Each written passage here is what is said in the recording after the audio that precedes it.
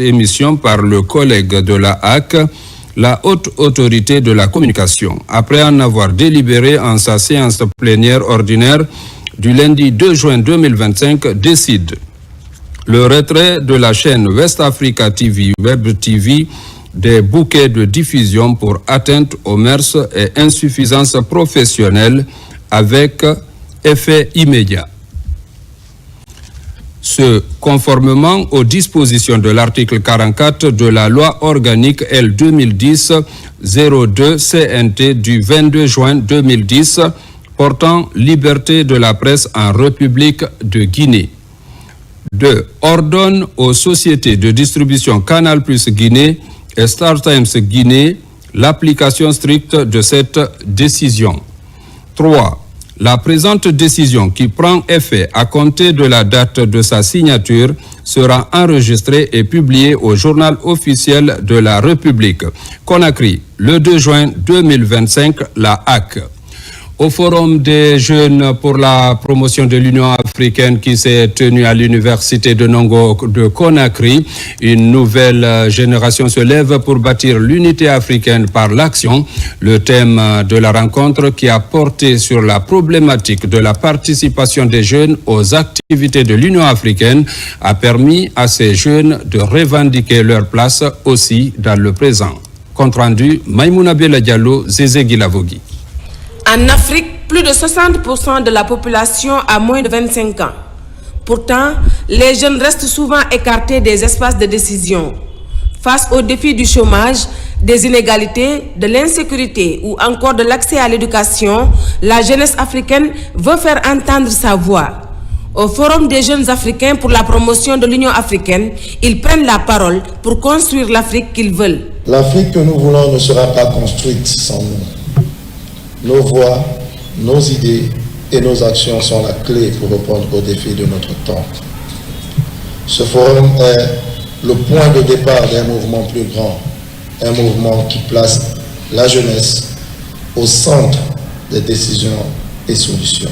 Malgré leur énergie et leur créativité, les jeunes se heurtent à des obstacles. Manque de mécanismes inclusifs, inégalité de genre, faible représentativité dans les sphères de gouvernance. Les inégalités persistantes, l'accès limité à des services de base comme l'eau, l'électricité et les soins de santé, ainsi que l'instabilité politique et les conflits, incitent certains jeunes à envisager l'émigration comme seule solution. L'exode vers l'Europe, l'Amérique du Nord ou même d'autres régions d'Afrique est souvent vu comme une échappatoire à un avenir incertain. Pour transformer le continent, les jeunes misent sur l'action, agir localement, penser globalement, créer des réseaux, collaborer, faire du plaidoyer, proposer des politiques publiques inclusives. En septembre, la Guinée accueillera le forum qui prévoit de faire appel aux jeunes africains afin qu'ils viennent échanger avec la jeunesse guinéenne sur les enjeux liés à l'agriculture, à la jeunesse africaine et à l'entrepreneuriat des jeunes. Mobilisation gouvernementale ce lundi pour la migration vers le budget programme. Le processus fait du chemin et l'administration publique doit se l'approprier. Une cinquantaine de hauts cadres consolident déjà leurs compétences en la matière. L'initiative est du ministère du Budget à travers la Direction générale du budget. Reportage Mohamed Seyarsouma. Progressivement, la Guinée se rapproche du budget programme. C'est pour 2026. Une nouvelle étape est amorcée avec l'implication des hauts cadres de l'administration publique. Sous le label Simandou Academy, plus d'une cinquantaine se mettent à jour. Finalité, la migration réussie du budget classique vers le budget programme. Le budget programme sera l'outil opérationnel de mise en œuvre du programme Simandou 2040. Car chaque ligne est associée à une action qui, à son tour, est associée à un objectif donné. Maintenant, on se préoccupera de l'atteinte des objectifs ou le taux de décaissement.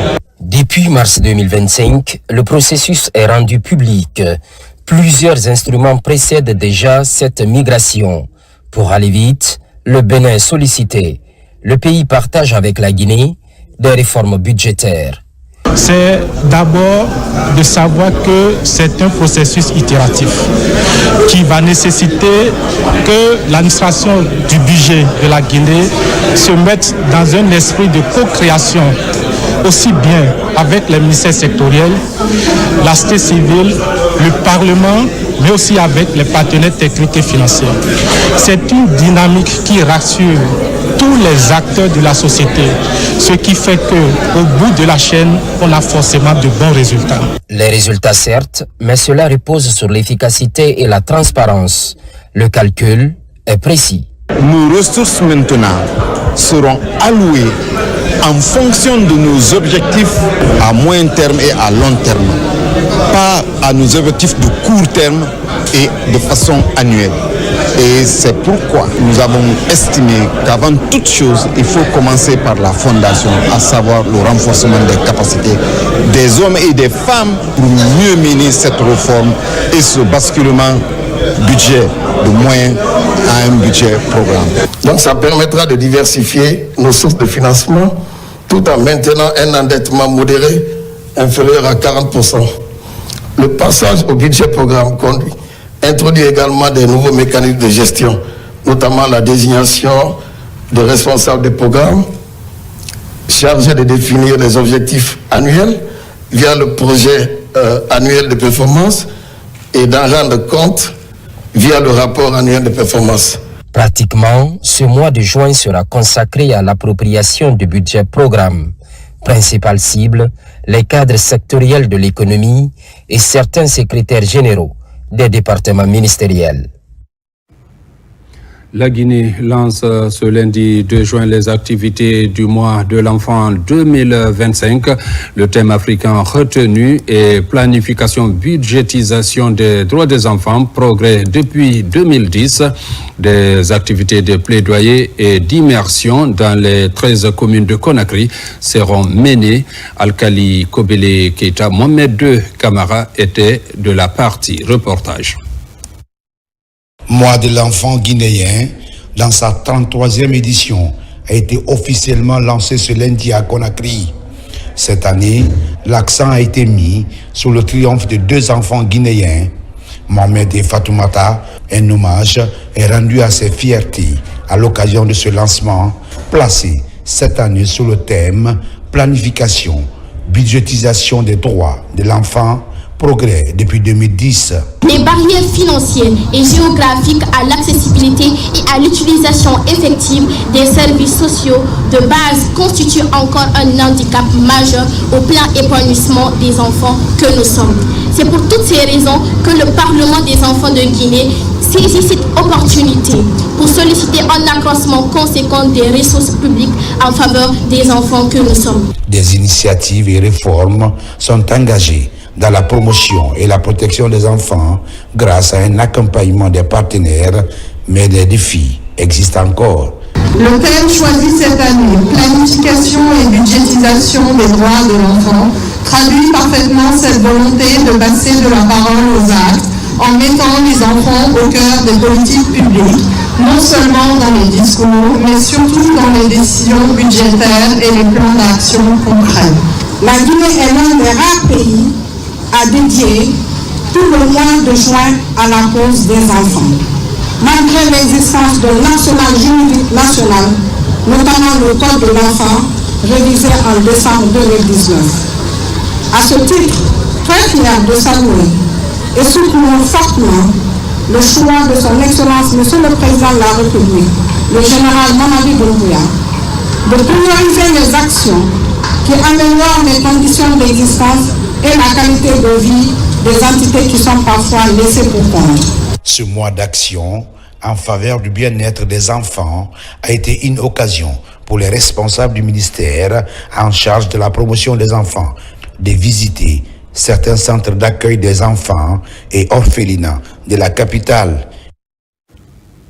Au compte du recensement administratif à vocation d'état civil, l'émissaire du gouvernement et l'un des conseillers du président de la République ont été accueillis par une foule impressionnante à Sigiri. Dr Maurice Sanda Kouyaté, Rose Paula Prissemou et Ousmane Doumbouya, ainsi que le président de l'INOG et les autorités locales ont largement expliqué à la population réunie au sein du mouvement main dans la main les avantages de ce processus avant de les inviter à cultiver la paix dans la localité. Reportage Martin Fancinadouno. La ville de Sigiri en effervescence ce dimanche. Une mobilisation historique des populations pour accueillir l'émissaire du gouvernement et de la présidence de la République.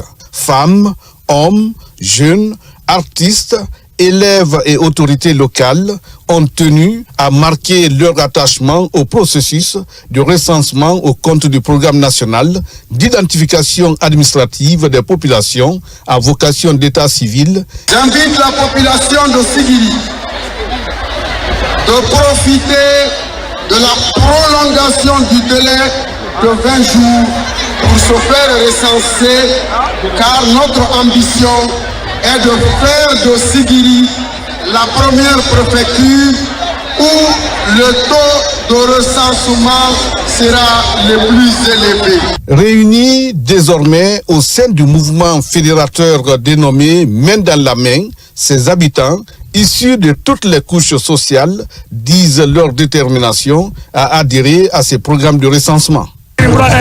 Qui a plus de 72 000 habitants, dont nous sommes venus faire preuve.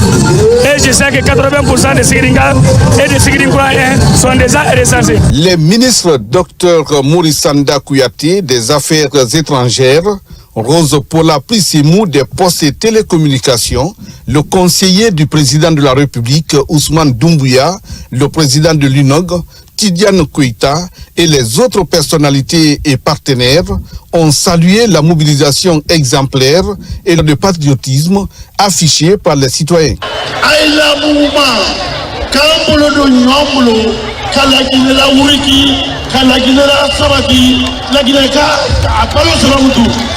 Votre mouvement mène dans la main, que vos efforts continuent à faire avancer la Guinée. Ce processus de recensement est enclenché par le président de la République pour lui permettre de planifier le développement, de connaître le nombre de la population, pour qu'en cas de projet, que tous les Guinéens puissent en bénéficier. La visite de l'émissaire du gouvernement et du conseiller du président de la République à Sigiri a été bien plus qu'un simple déplacement. Elle a été un moment de communion, d'explication claire du projet crucial de recensement et de mobilisation exemplaire des populations rurales pour la construction d'un État plus juste, plus inclusif et mieux organisé pour le bonheur des populations. À Kindia, les autorités de l'université de Foulaya ont réuni également les étudiants pour une sensibilisation sur le PNR-AVEC.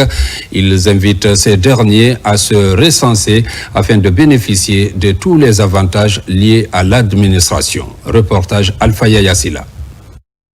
Les étudiants du campus universitaire de Kindia, à l'image des autres universités de Guinée, se sont mobilisés dans la salle de conférence pour une sensibilisation sur le programme national de recensement à vocation d'état civil en cours dans notre pays. La sensibilisation que nous faisons, c'est pour prouver à tout le monde que ce recensement, non seulement c'est pour permettre au pays de se développer, mais aussi au cas où il y a des échéances électorales, alors que la population participe massivement à ce processus. Le recteur de l'université de Kindia n'a pas manqué d'expliquer le caractère exceptionnel de ce programme de recensement dans notre pays. Puisque nous connaissons les enjeux et l'importance que revêt ce processus de recensement, le ministère de l'Enseignement supérieur, de la Recherche scientifique et de l'Innovation, sous l'égide de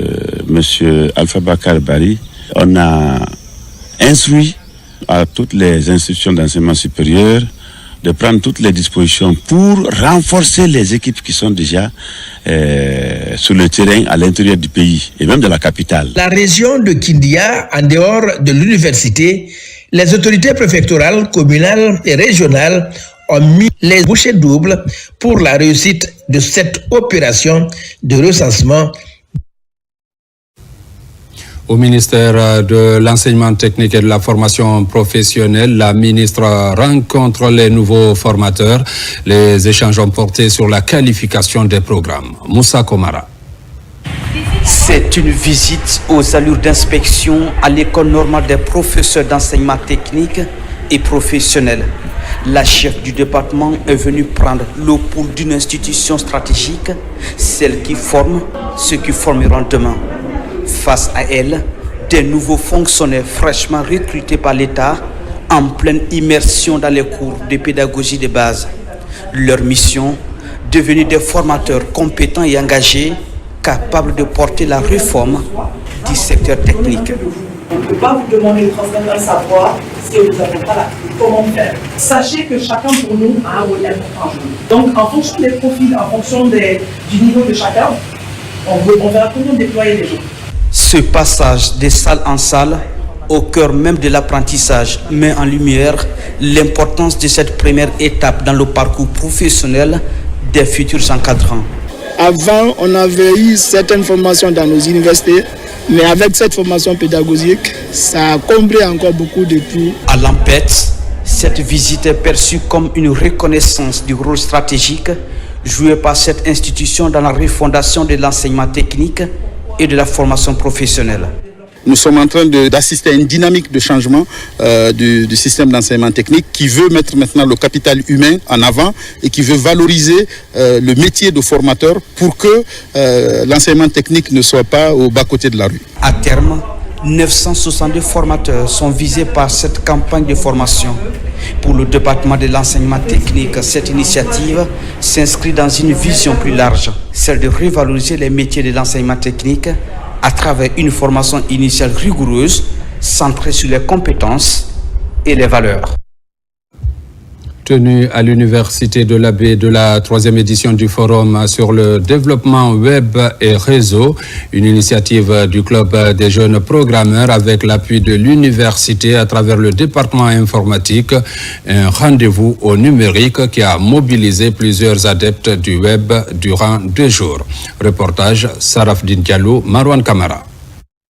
La 3e édition du Forum sur le développement web et réseau s'est tenue à l'Université de l'Abbé sous le thème « L'impact de la digitalisation sur l'économie guinéenne, enjeu de la puissance numérique pour un développement assuré ».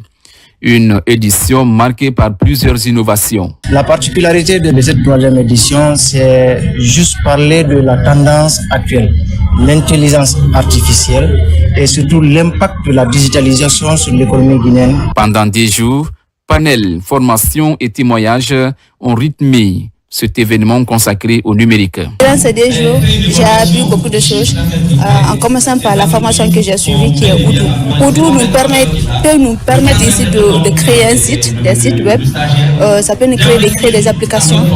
Aussi, ça peut nous permettre aussi de gérer ici nos ressources dans une entreprise. Le ministre de l'Enseignement supérieur, de la Recherche scientifique et de l'Innovation, à travers la Direction générale de l'innovation et de l'institution d'enseignement supérieur, place le numérique au cœur de ses priorités. Aujourd'hui, nous sommes conscients qu'en ce 21e siècle, avec cette 4e révolution qui est la révolution du numérique, le digital est devenu indispensable, aussi bien dans le cadre de renforcement de capacités, dans le cadre de renforcement du capital humain, dans le cadre de nos formations académiques, mais également dans le cadre aussi de l'emploi. Un merveilleux sentiment de satisfaction, d'abord par la grande mobilisation d'acteurs du monde de l'entreprise qui sont venus encore une fois cette année lors de cette 3e édition, extrêmement nombreux.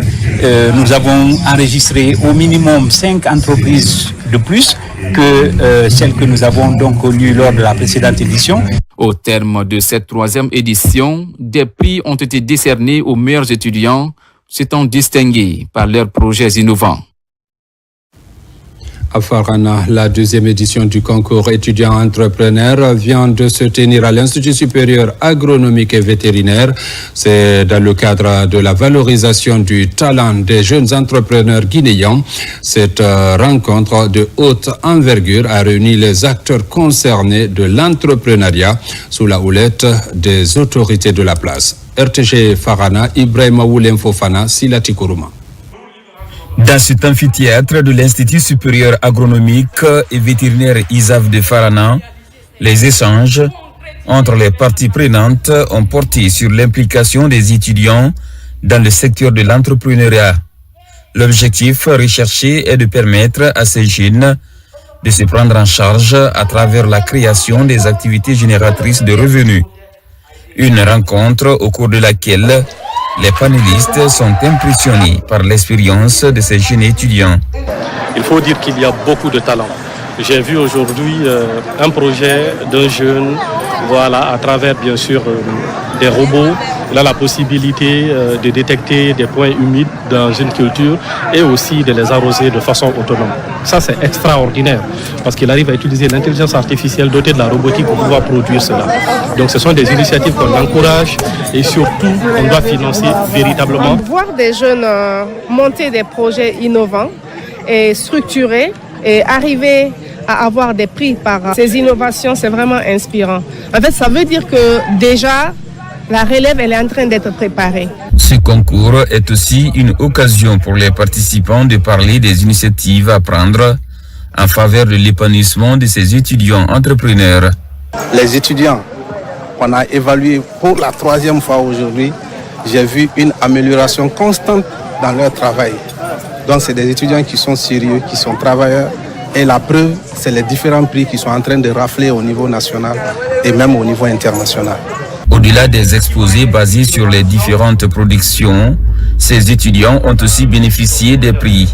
Un cadre privilégié pour les panélistes d'expliquer davantage l'importance de l'entrepreneuriat dans la vie de la jeunesse guinéenne.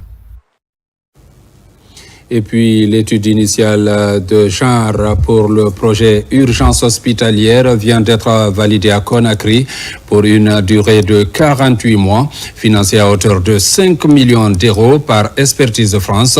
Ce projet vient accompagner le gouvernement guinéen dans l'amélioration de la qualité des soins dans les différents établissements hospitaliers du pays.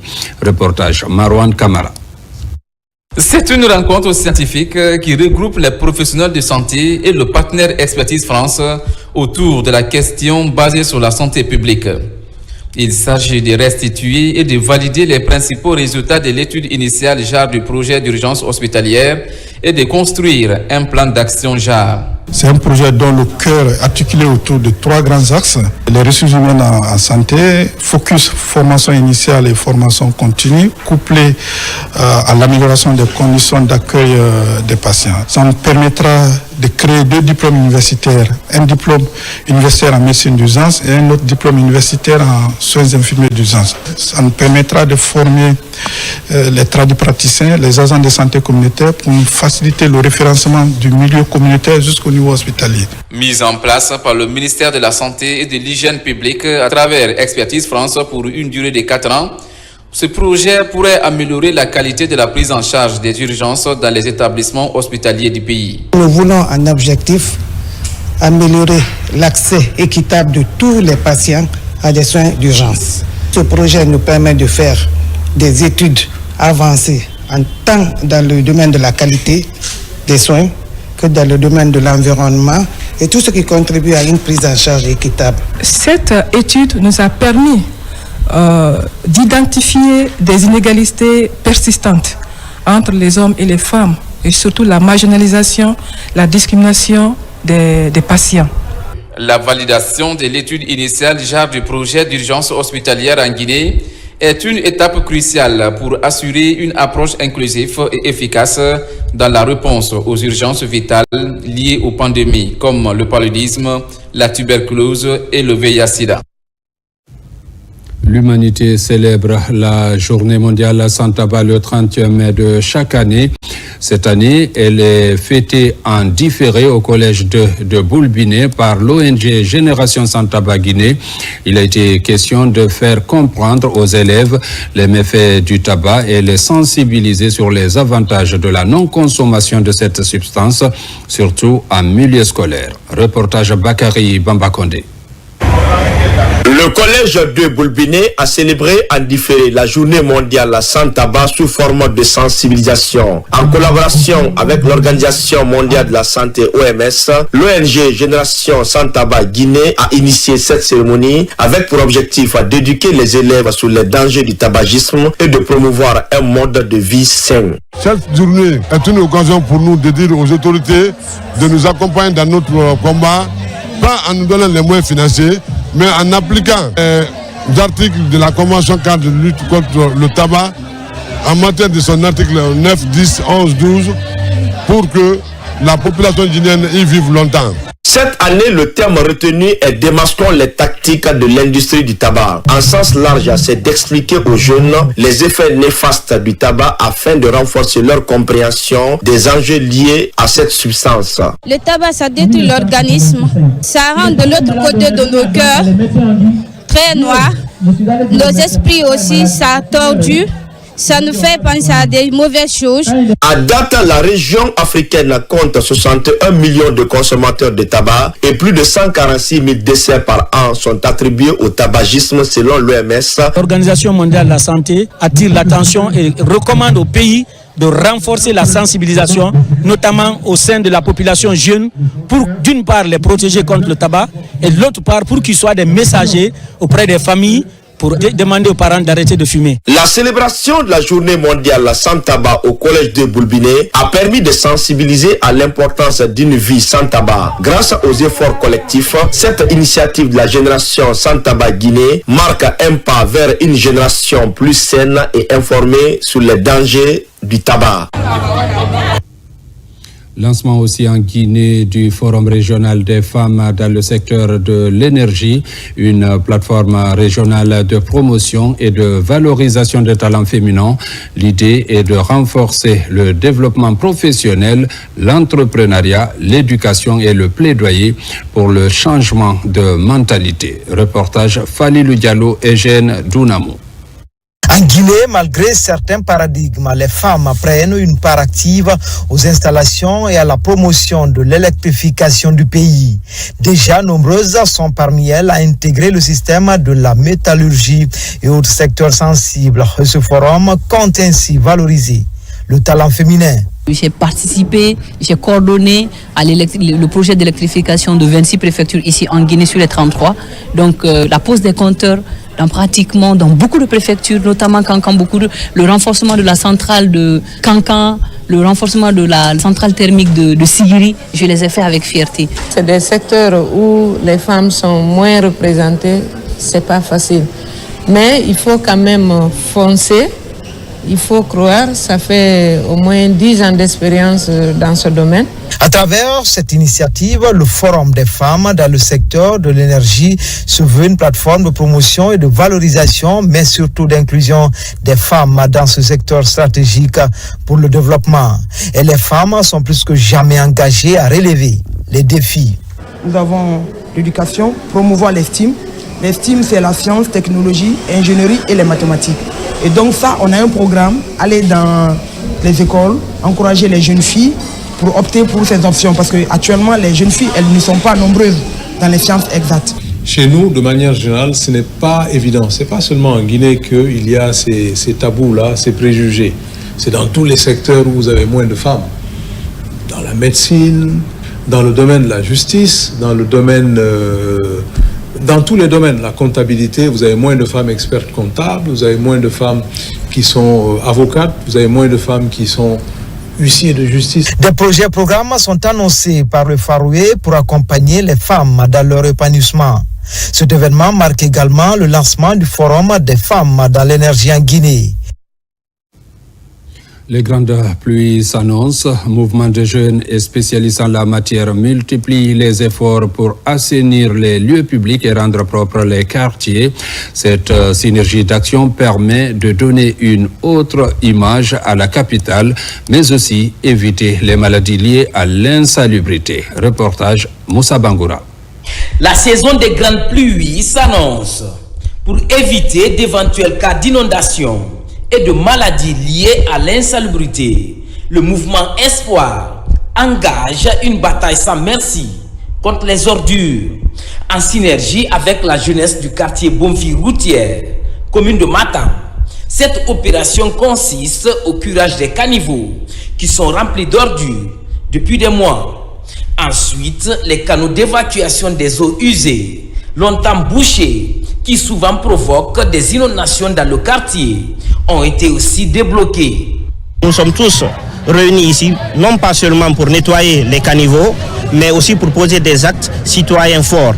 Un geste de solidarité et de soutien envers notre président, le général Mamadi Doumbouya, qui œuvre chaque jour pour le développement et le bien-être de notre nation. Aujourd'hui, chaque citoyen doit être conscient que les saletés nuisent déjà à la santé. À Kaloum, la Guinéenne du nettoyage en hauteur, Sublime Clean Service, est aussi sur le terrain. L'exercice se déroule en pleine soirée. Cette autre forme d'assainissement permet de nettoyer la chaussée et les rues. Au nom de la citoyenneté, nous avons décidé de rendre notre ville Conakry propre et par des actions. Et on a plusieurs planifications dans ce cadre-là. Je tiens très sincèrement à remercier la mairie de Kaloum qui nous a aidés et qui nous a accompagnés à faciliter cette opération aujourd'hui. Je tiens à remercier cette grande entreprise qui est venue rendre la ville de Kaloum aujourd'hui propre, qui abrite aujourd'hui Monsieur le Président de la République, le général Mamadi Doumbouya, qui encourage cette activité depuis belle lurette.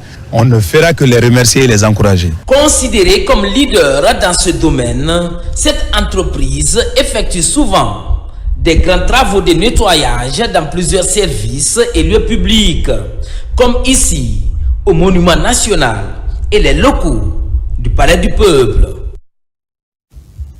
Affaire d'escroquerie autour du Hajj 2025. Les services d'investigation de la police et de la gendarmerie viennent de mettre la main sur la principale mise en cause. Il s'agit de Adja Fatoumata Domani Konaté, alias Adja Nani, qui était en cavale. Grâce à une synergie d'action entre les deux corps, elle a été interpellée puis présentée à la presse vendredi dans les locaux de la direction centrale de la police judiciaire. Reportage colonel Mori Kaba.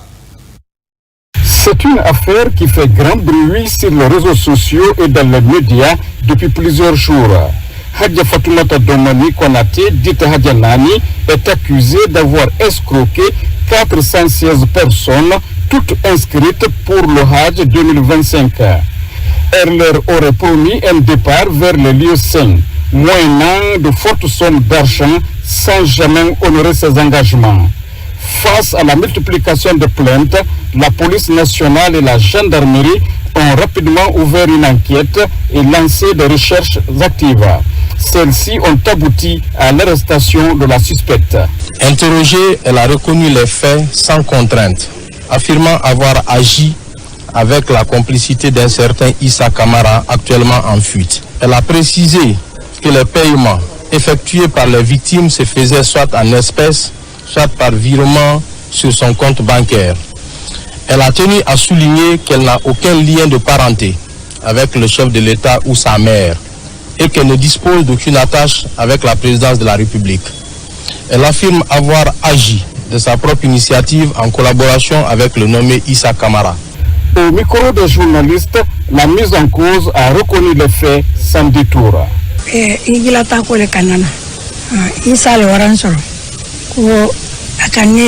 gens m'ont arnaqué.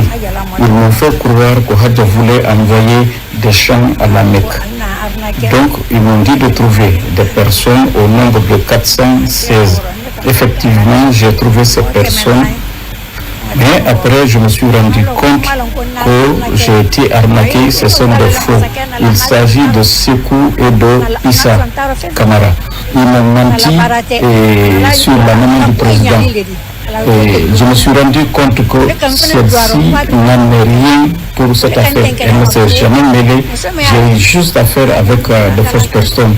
Et finalement, quand il y a eu du monde, j'étais obligé de fuir et aller me cacher. Le message que je lance à l'endroit, surtout du président de la République, c'est d'aider le groupe. Nous avons payé l'argent pas pour être retournés, nous avons payé l'argent pour aller accomplir notre devoir religieux, c'est-à-dire le pèlerinage. En attendant que la justice ne fasse son travail, les autorités appellent les victimes au calme et à la sérénité.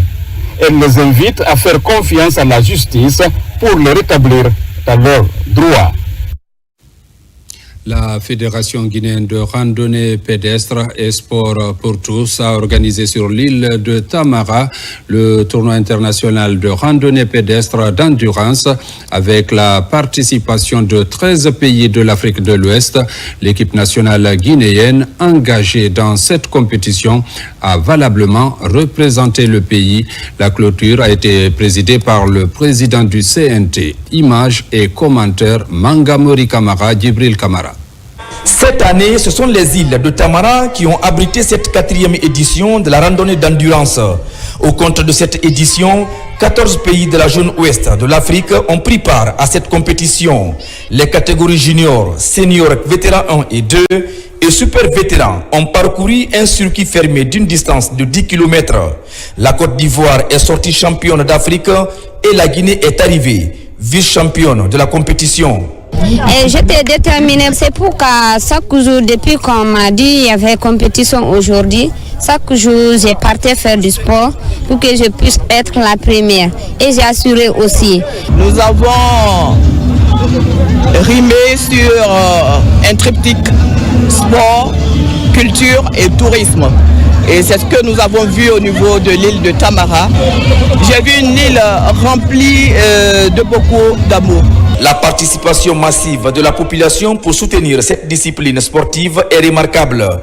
Les autorités ont également rehaussé de leur présence à ce marathon. Nous avions identifié l'île de Tamara comme un parcours et il fallait expérimenter le parcours et ça a permis aussi sur le plan de destination de communier avec les communautés de Tamara. Et nous avons découvert une île nature, sans voiture, sans moto, évidemment propre. C'était ça l'objectif de la randonnée. Cette image est symbolique. Et ça veut dire que c'est la jeunesse qui doit être fière aujourd'hui. Qu'au plus haut sommet de l'État, le sport fait partie de la vie. Et une vie sans sport est une vie qui conduit tout droit à la tombe. Nous sommes fiers d'accompagner M. le ministre sous la haute clairvoyance de son excellent M. le Président de la République. Les autres nationalités qui sont là, nous les demandons de transmettre à leurs autorités respectives les salutations fraternelles et respectueuses et la reconnaissance africaine des autorités guinéennes, du peuple guinéen, à l'endroit de leurs dirigeants et de leur population. Dans cette compétition, 56 athlètes ont compéti pour 14 pays. La Côte d'Ivoire est championne avec 6 médailles, dont 4 d'or. La Guinée est deuxième avec 7 médailles, dont 2 médailles d'or. Les vainqueurs de ce tournoi sont qualifiés pour la Coupe d'Afrique de randonnée d'endurance prévue à Abidjan en 2026. Mesdames, Messieurs, c'est la fin de cette édition. Merci à vous qui nous suivez du côté de Bokeh comme partout ailleurs dans le monde. Bonne suite de programmes sur la télévision nationale. Nous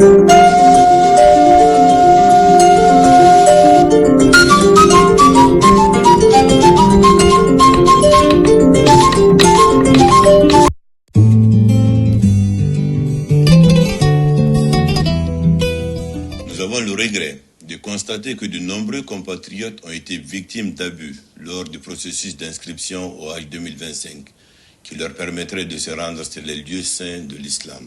Nous comprenons la douleur, les pressions sociales, les sacrifices et les difficultés auxquels les candidats et leurs familles ont été confrontés ces dernières semaines. Notre mission est d'apporter bonheur et bien-être à tous. C'est dans cet esprit que le président de la République a permis à de nombreux concitoyens d'effectuer gratuitement ce pèlerinage chaque année. Nous avons également la responsabilité de consoler ceux dont le cœur a été meurtri. Au nom de cette responsabilité, nous tenons à présenter nos excuses à tous ceux qui ont été victimes des abus de l'administration ou d'escrocs et qui n'ont pas pu effectuer le Hajj. Dans cette épreuve, rappelons-nous qu'il s'agit également d'une épreuve de foi. Les mots peuvent manquer pour apaiser vos peines, mais nous souhaitons vous rappeler que tout ce que Dieu fait est bon. Il est omniscient et omnipotent. Et en tant que croyants, acceptons que sa volonté soit faite. Cette difficile épreuve, pour nos mères, nos pères, frères et sœurs, nous a permis de mettre en lumière nos faiblesses et nos manquements, et même nos erreurs. Nous tenons à rassurer chacun d'entre vous que nous mettrons tout en œuvre pour identifier les responsables et faire en sorte que justice soit rendue. Nous nous engageons également à prendre toutes les mesures nécessaires pour éviter que de telles difficultés ne se reproduisent à l'avenir.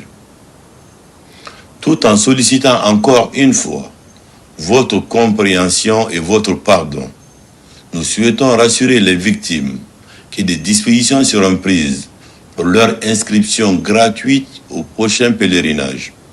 Pour éviter tout problème lié à cette gratuité, une commission de recensement des victimes sera mise en place et dirigée par le CNRD. Une adresse et un numéro de téléphone seront fournis à cet effet. Que l'Éternel, dans sa miséricorde, nous aide à surmonter cette épreuve. Amen. Je vous remercie.